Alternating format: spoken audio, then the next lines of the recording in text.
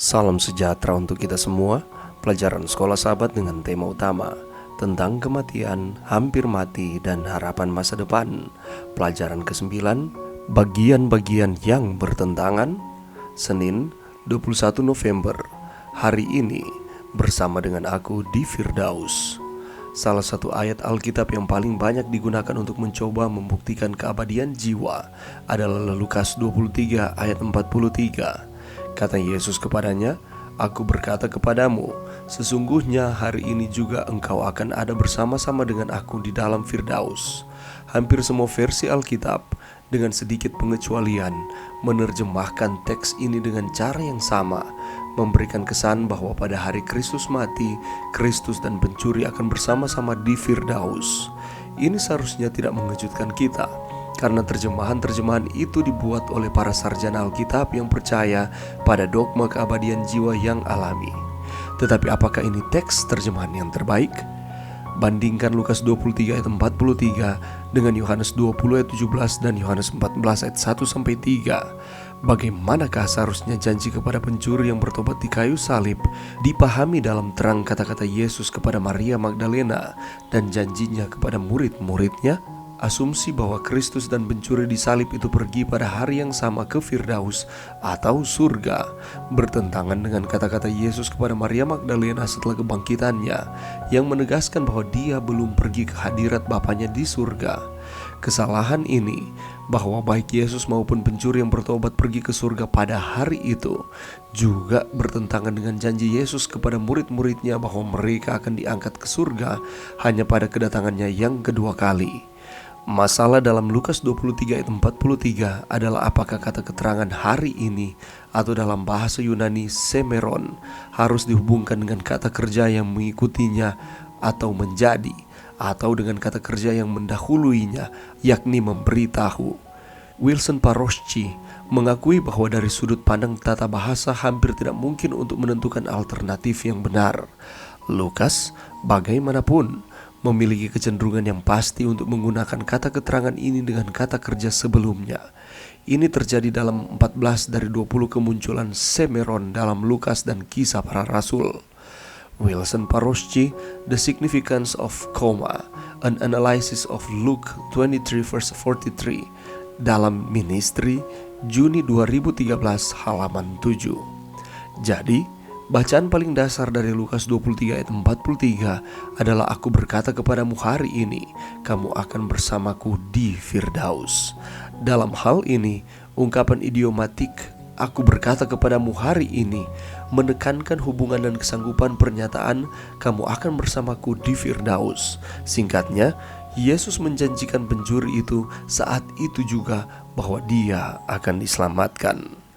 Bacalah kisah tentang pencuri yang bertobat, yang terlepas dari dosanya, terlepas dari kenyataan bahwa ia tidak memiliki apapun untuk dipersembahkan kepada Allah, dijanjikan kehidupan kekal oleh Kristus. Bagaimanakah kisah ini dengan kuat mengungkapkan kebenaran agung keselamatan oleh iman saja? Dalam hal apa kita seperti pencuri itu? Dalam hal apa kita berbeda?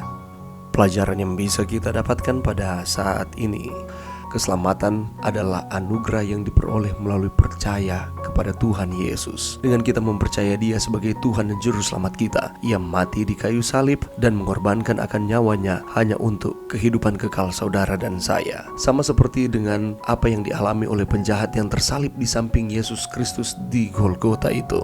Ia percaya bahwa Yesus itu akan datang sebagai Raja dan memohon agar Yesus mengingat dirinya apabila Ia datang kembali kelak, dan ia mendapatkan anugerah keselamatan hari itu juga. Yang menjadi pertanyaannya adalah, apakah ia pada waktu itu sudah bersama-sama dengan Yesus di dalam Firdaus?